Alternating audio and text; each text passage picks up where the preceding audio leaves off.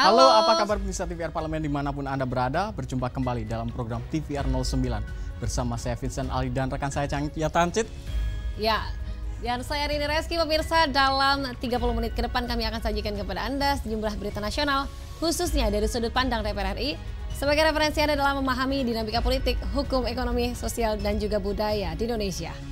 Dan pemirsa TVR Parlemen, inilah TVR 09 selengkapnya.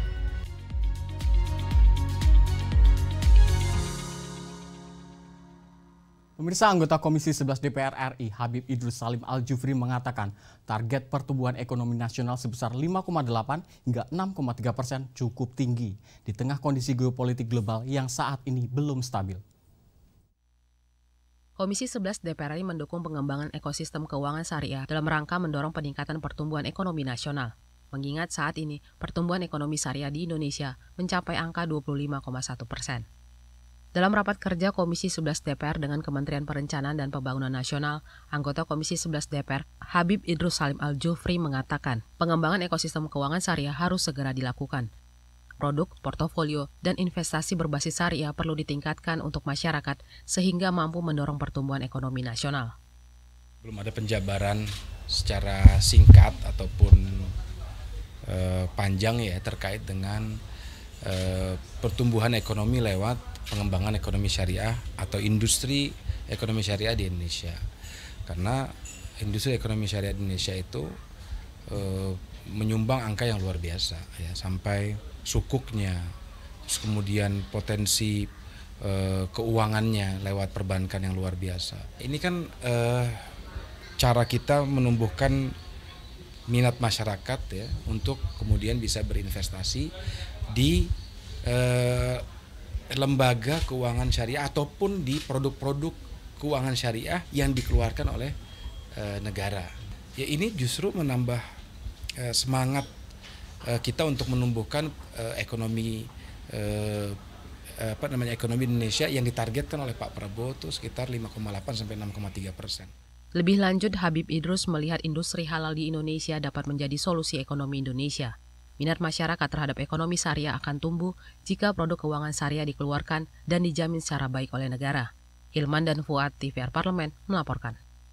Berita selanjutnya datang dari anggota Komisi 5 DPR RI yang menyebutkan bahwa penambahan alat berat tentunya bertujuan untuk mempercepat progres pengerukan agar jalur pelayaran kembali beroperasi secepatnya. Anggota Komisi 5 DPR RI Haryanto menyoroti lambatnya progres pengerukan area sedimentasi di jalur pelayaran pelabuhan Pulau Bayi karena minimnya surplus alat berat yang beroperasi. Ia mendesak adanya penambahan alat berat untuk mempercepat progres pengerukan agar jalur pelayaran kembali beroperasi secepatnya. Haryanto mengungkapkan, sedimentasi di jalur pelayaran pelabuhan Pulau Bayi mencapai 2.000 meter per kubik, sedangkan alat berat yang beroperasi hanya 1 unit roader dan beberapa eskavator. Kalau kami baca di sini itu laporan dari Pelindo itu kan sedimentasi itu kan 2.000 meter kubik per hari. Kemudian progres reportnya tadi yang disampaikan Pak Muktis itu kalau melihat dibandingkan dengan tumpukan batu bara memang masih jauh. Jadi memang harus ada penekanan untuk alat-alat berat tadi. Tapi roder itu kan hanya satu di situ. Kita lihat yang jalan hanya satu, kemudian ada beberapa eskavator tadi. Jadi oleh karena itu ini harus dimaksimalkan karena mumpung sudah ada payung hukum. Karena kalau tidak, apa yang disampaikan oleh Pak Bupati, Pak Wabu, ini masyarakat terisolir sudah cukup lama. Haryanto menilai, kembalinya operasional pelayaran pelabuhan Pulau Bayi akan memulihkan perekonomian Pulau Enggano yang sempat lumpuh berbulan-bulan akibat terputusnya jalur pelayaran pelabuhan Pulau Bayi dan Pulau Enggano karena sedimentasi. Dari Bengkulu, Ken Suari, TVR Parlemen, melaporkan. Pemirsa, Wakil Ketua DPR RI bidang Korkesra, Cucun Ahmad Syamsurizal mengapresiasi langkah BPJS Ketenagakerjaan yang memberikan perlindungan kepada para pekerja informal, termasuk petani dan juga nelayan. Kami akan menghadirkan tentunya informasi selengkapnya, tetaplah bersama kami di TVR 09.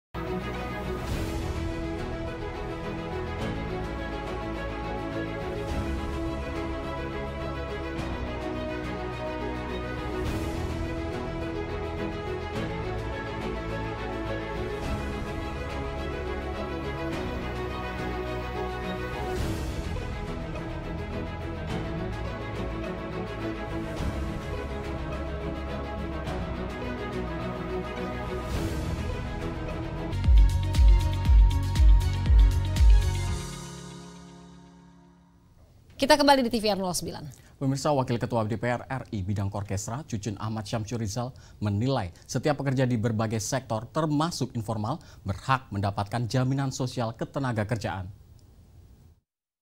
Wakil Ketua DPR RI bidang Korkesra Cucun Ahmad Syamsur Rizal mengapresiasi langkah BPJS Ketenagakerjaan yang memberikan perlindungan kepada para pekerja informal termasuk petani dan nelayan. Menurutnya, setiap pekerja di berbagai sektor termasuk informal berhak mendapat jaminan sosial ketenagakerjaan. Hal tersebut sebagai bentuk kehadiran negara dalam melindungi masyarakat dari resiko dan kecelakaan kerja. Yang ini adalah harapan dari kita semua di DPR dibahas, bukan hanya memprotek pekerja-pekerja formal tapi informal.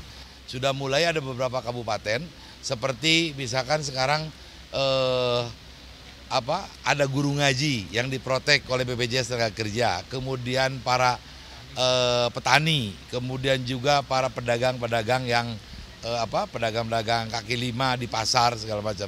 Ini terobosan-terobosan ini yang harus dilakukan, bagaimana menghadirkan negara ketika ada sesuatu hal yang unpredictable. Sementara itu, Kepala Kantor Wilayah BPJS Ketenagakerjaan Jawa Barat, Kunto Wibowo, mengapresiasi sosialisasi terkait BPJS Ketenagakerjaan. Hal ini merupakan wujud kehadiran negara dalam melindungi pekerja untuk menjamin keselamatan dari terjadinya musibah. Sosialisasi seperti ini adalah upaya mendekatkan BPJS Ketenagakerjaan ke masyarakat supaya lebih merata.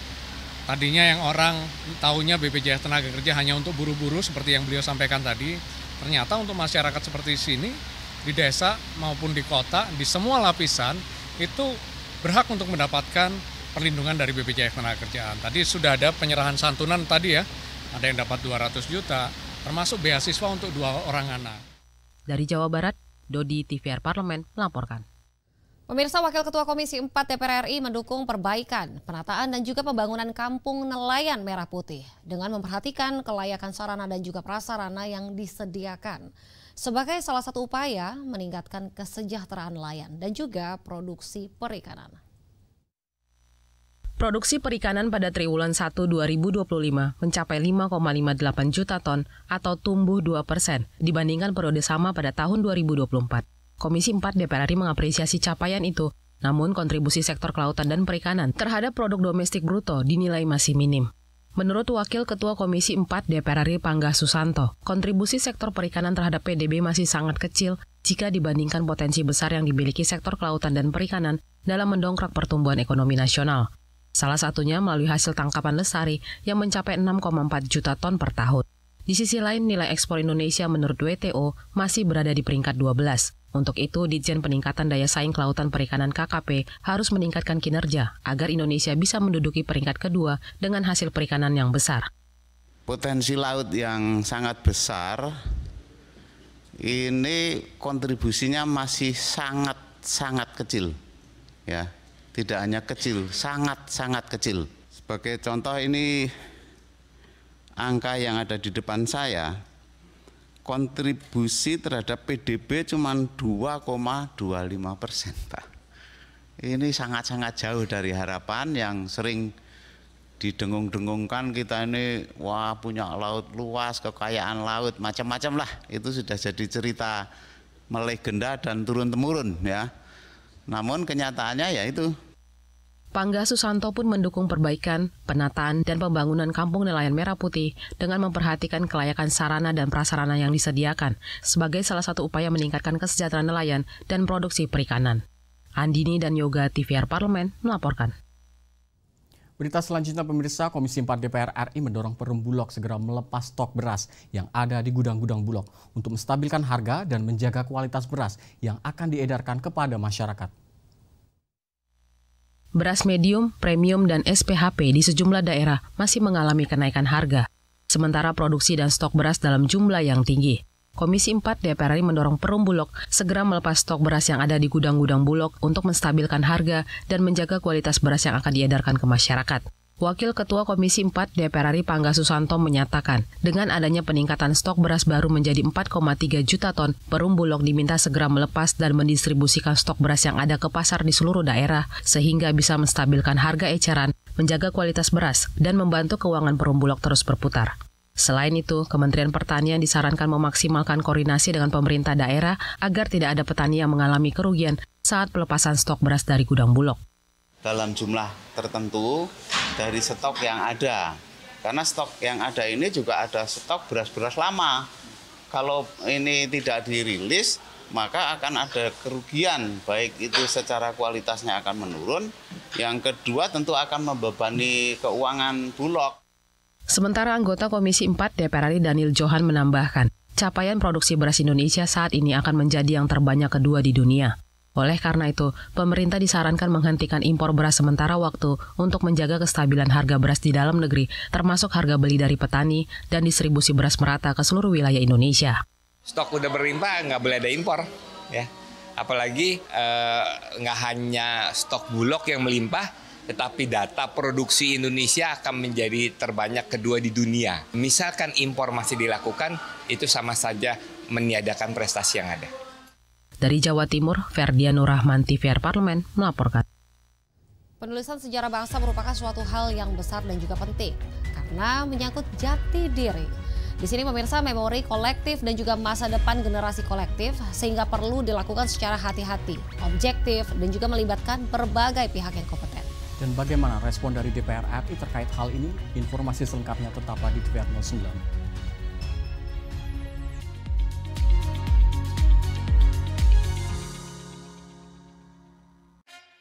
Yuk kita kenalan dengan anggota DPR RI periode tahun ini. Dari depan kursi, di balik kursi, gini, di balik kursi. Aku ingin menjadi sesuatu yang mungkin bisa kau rindu. Acap kahiji, rukun sakabehna, gitulah pokoknya mah. Semakin penasaran kan bagaimana kiprah karir politiknya? Hanya di TVR Parlemen.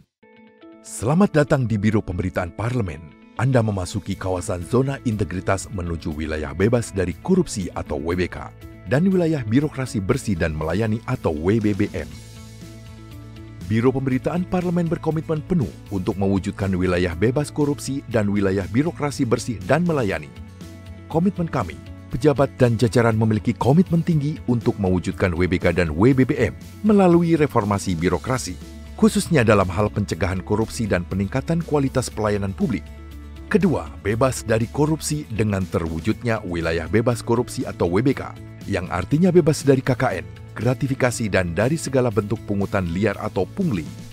Terakhir, pelayanan prima dengan terwujudnya wilayah birokrasi bersih melayani, yaitu dengan meningkatnya kualitas pelayanan publik dan tercapainya kepuasan masyarakat terhadap pelayanan.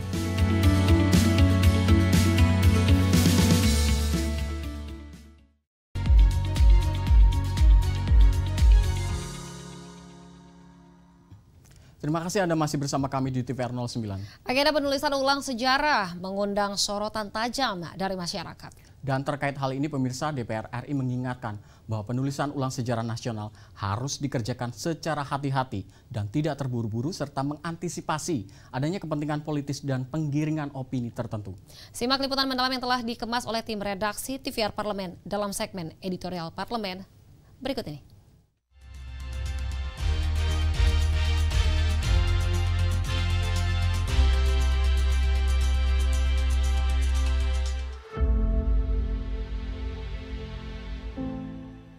Sejarah merupakan elemen penting bagi karakter sebuah bangsa. Seperti hukum, sebab akibat. Sebab perjuangan dan aksi yang terjadi di masa lalu perlahan membentuk kepribadian bangsa dan negara. Tak heran bila agenda penulisan ulang sejarah mengundang sorotan tajam dari masyarakat. Menjelang 80 tahun usia merdeka, sejarah Indonesia menjadi isu yang ramai diperbincangkan. Pasalnya, Menteri Kebudayaan tengah mengerjakan proyek penulisan ulang sejarah Indonesia. Target penyelesaian penulisan ulang sejarah Indonesia dirancang bertepatan dengan peringatan Hari Kemerdekaan ke-80 Republik Indonesia pada 17 Agustus 2025. Ada beberapa poin perubahan dalam penulisan ulang sejarah yang turut menyedot perhatian publik. Di antaranya, terkait revisi durasi penjajahan Belanda yang dalam sejarah sekolah disebut mencapai 350 tahun. Revisi perlu dilakukan karena banyak daerah yang melakukan perlawanan kepada Belanda. Urusan penulisan ulang sejarah bertambah pelik setelah muncul isu penghapusan kejadian pemerkosaan massal pada kerusuhan Mei tahun 98.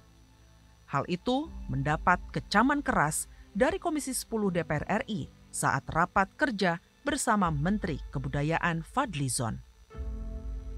Beliau menyampaikan dengan alasan bahwa ini pendapat pribadi, tapi buat kami, entah pendapat pribadi atau pendapat sebagai menteri, sudah mestinya tidak menjadi alasan. Karena apa yang disampaikan itu betul-betul tidak sensitif. Tidak peka korban, tidak sensitif gender, tidak peka keperpihakan terhadap universal values, antara lain yaitu hak asasi manusia ya. Wakil Ketua DPR RI bidang Korkesra, Cucun Ahmad Samsurijal, turut merespon polemik yang terjadi dalam proses penulisan ulang sejarah. Menurutnya, sejarah tidak boleh sembarang dirombak, melainkan hanya perlu dimutakhirkan dengan bijaksana. Penulisan ulang sejarah harus dijauhkan dari upaya mengganti narasi, membolak-balikan fakta, atau bahkan menggeser tokoh yang telah berjasa pada negara. Apa yang belum masuk dalam catatan sejarah kita perlu menjadi satu monumen orang yang pernah punya kiprah. Bangsa ini bisa merdeka, kemudian juga orang punya kiprah. Semua baik itu yang pernah jadi eksekutif, di legislatif, menelurkan misalkan tentang garis-garis besar perjuangan untuk mengatur bangsa ini dari mulai proses sebelum merdeka, setelah merdeka, dan mengisi pembangunannya pasca kemerdekaan, bahkan sekarang di era reformasi. Itu emang kalau mau dicatat dimutakhirkan. Tetapi tadi hati-hati, jangan di-state dulu ke publik kalau emang ini belum menjadi satu kebijakan yang diselaraskan dengan berbagai pakar dan tokoh yang ada di Republik kita ini. Menteri Kebudayaan menyebut penulisan ulang sejarah melibatkan 113 penulis, 20 editor jilid, dan 3 editor umum dari kalangan sejarawan serta akademisi. Meski begitu, Komisi 10 DPR RI meminta penulisan ulang sejarah nasional dikerjakan secara hati-hati dan tidak terburu-buru. Semua perspektif dan aspirasi dari berbagai elemen masyarakat perlu terlibat sebagai penyeimbang sekaligus menguji narasi penulisan sejarah. Pada akhirnya banyak juga usulan untuk tidak tergesa-gesa lah kira-kira seperti itu mengerjakan. Ya, tadi juga rekan dari Komisi 10 menyampaikan bahkan kalau perlu pekerjaannya ditambah waktunya demi mencapai kesempurnaan. Sehingga masukan-masukannya dari para tokoh-tokoh yang hadir pada hari ini adalah jangan terburu-buru menyelesaikannya supaya kita lebih dalam dan kemudian perspektifnya bukan menyamaratakan. Penulisan sejarah akan menjadi sesuatu yang positif jika pada akhirnya upaya ini dapat membangun mindset masyarakat bernegara yang lebih kuat dan mandiri.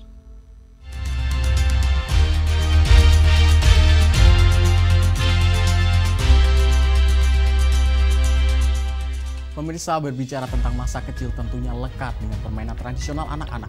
Apalagi Indonesia yang terkenal dengan keanekaragamannya.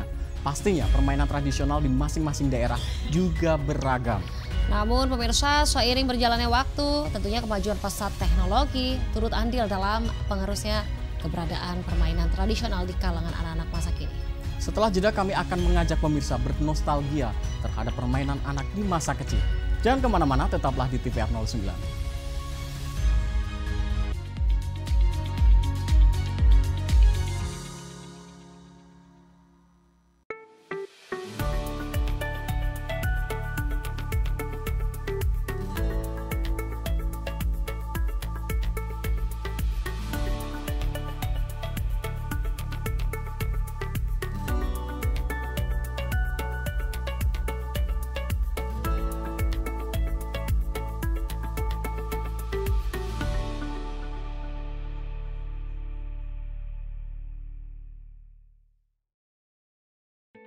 Selamat datang di Biro Pemberitaan Parlemen. Anda memasuki kawasan zona integritas menuju wilayah bebas dari korupsi atau WBK. dan wilayah birokrasi bersih dan melayani atau WBBM. Biro Pemberitaan Parlemen berkomitmen penuh untuk mewujudkan wilayah bebas korupsi dan wilayah birokrasi bersih dan melayani. Komitmen kami, pejabat dan jajaran memiliki komitmen tinggi untuk mewujudkan WBK dan WBBM melalui reformasi birokrasi, khususnya dalam hal pencegahan korupsi dan peningkatan kualitas pelayanan publik. Kedua, bebas dari korupsi dengan terwujudnya wilayah bebas korupsi atau WBK, yang artinya bebas dari KKN, gratifikasi dan dari segala bentuk pungutan liar atau pungli. Terakhir, pelayanan prima dengan terwujudnya wilayah birokrasi bersih melayani, yaitu dengan meningkatnya kualitas pelayanan publik dan tercapainya kepuasan masyarakat terhadap pelayanan.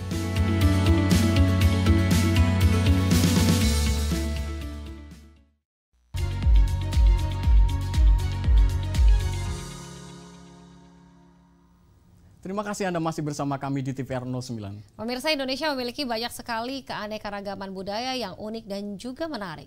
Tentunya permainan tradisional yang biasa dimainkan oleh anak-anak juga merupakan salah satu hasil kebudayaan Indonesia. Dan meski memiliki beragam permainan tradisional, namun seiring berkembangnya waktu, anak-anak zaman lebih memilih bermain gadget atau video game dibandingkan permainan tradisional yang sebenarnya memiliki banyak manfaat untuk perkembangan motorik dari anak. Nah, Vincent, kalau misalnya kita berbicara tentang permainan tradisional nih, yang memang udah dilupakan lama ya. Kalau kita ngelihat anak-anak zaman sekarang nih, seringnya main gadget, apa tuh, Mobile Legend atau apa ya. Nah, kalau kamu nih, kalau permainan tradisional, kamu biasanya mainin apa? Biasa kalau sama kakak tuh bermainan kayak dakon ya istilahnya kalau sekarang tuh. Dakon? Iya. Gitu. Kalau saya itu petak umpet atau engklek. Oh iya, atau tali itu ya. Biasanya tuh. Nah, kira-kira di rumah pemirsa nih apa permainan favoritnya? Tanpa berlama-lama tentunya kita saksikan permainan tradisional apa saja yang masih marak dimainkan di zaman ini. Tentunya pada segmen Intips, informasi dan tips. Berikut ini.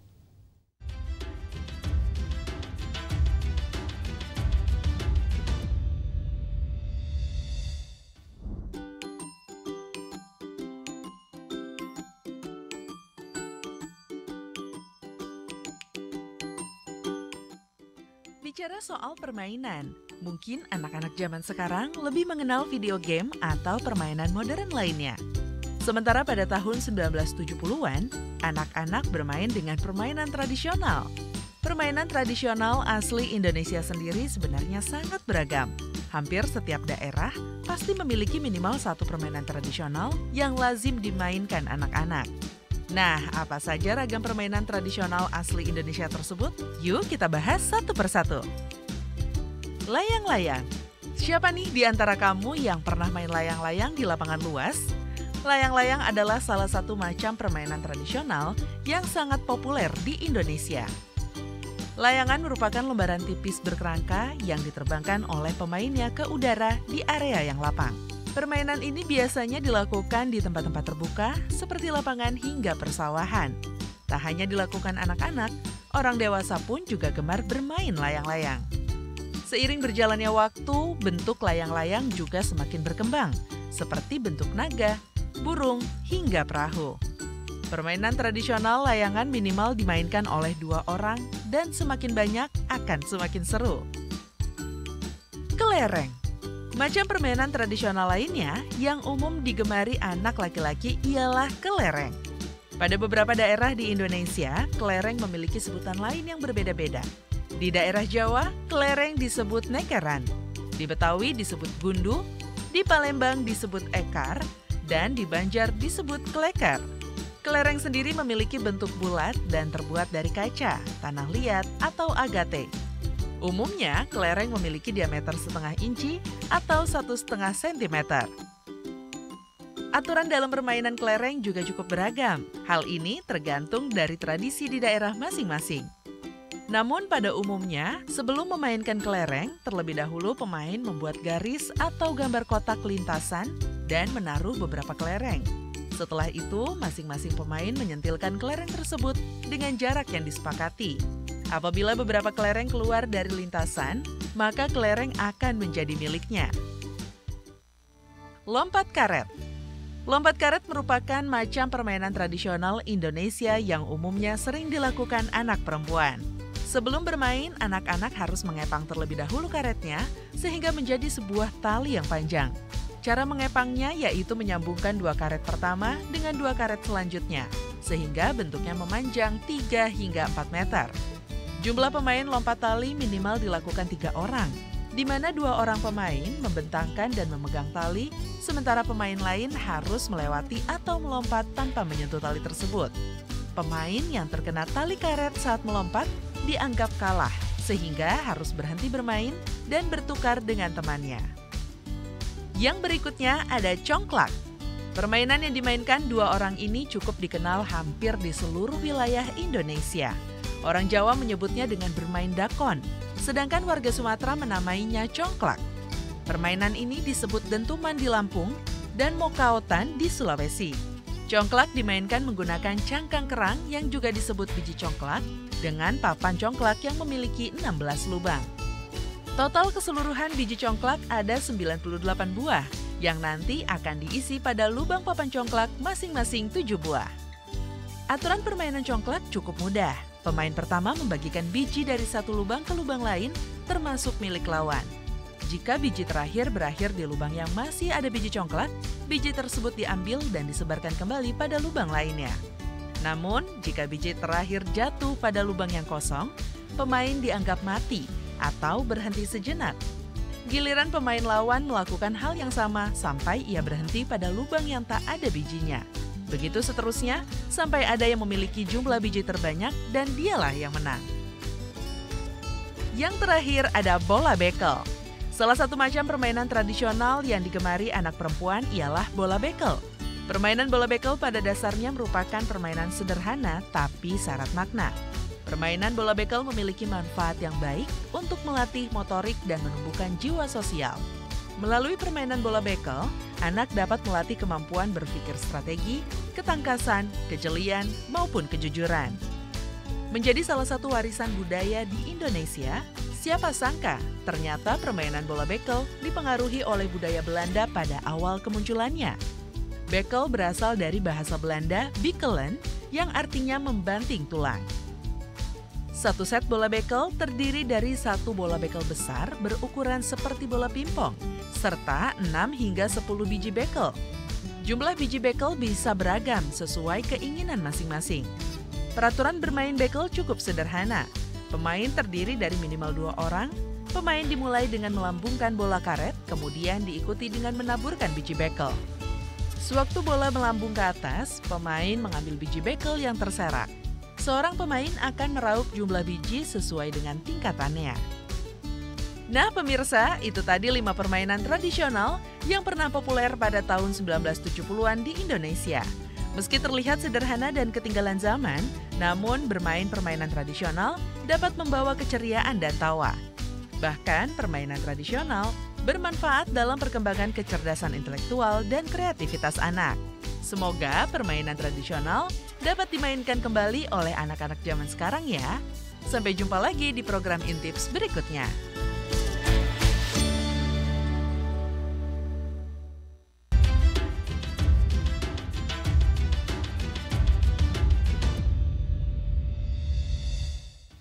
Dan pemirsa, di penghujung acara kami hadirkan agenda DPR RI pada Rabu 9 Juli 2025. Pada pukul 10 waktu Indonesia Barat, pemirsa, Komisi 5 DPR RI rapat kerja dengan Menteri Pekerjaan Umum guna membahas salah satunya laporan keuangan pemerintah pusat, anggaran pendapatan dan juga belanja negara tahun anggaran 2024. Sedangkan pada pukul 14 waktu Indonesia Barat, Komisi 2 DPR RI rapat kerja dengan Menteri Agraria dan Tata Ruang, Kepala Badan Pertanahan Nasional, dan juga membahas pendahuluan rancangan anggaran pendapatan dan belanja negara tahun anggaran 2026 dan rencana kerja pemerintah tahun 2026. Tentunya sejumlah agenda dan program lainnya dapat Anda akses melalui kanal YouTube TVR Parlemen atau melalui website tvrparlemen.dpr.go.id. Dan pemirsa TVR Parlemen, demikianlah TVR 09 edisi pagi ini. Segenap kru TVR Parlemen yang bertugas mengucapkan terima kasih telah menyaksikan TVR 09 pada pagi ini. Saya Vincent Aldi beserta rekan saya Riri Reski. Sampai jumpa di TVR 09 selanjutnya. Dan TVR Parlemen, referensi Indonesia.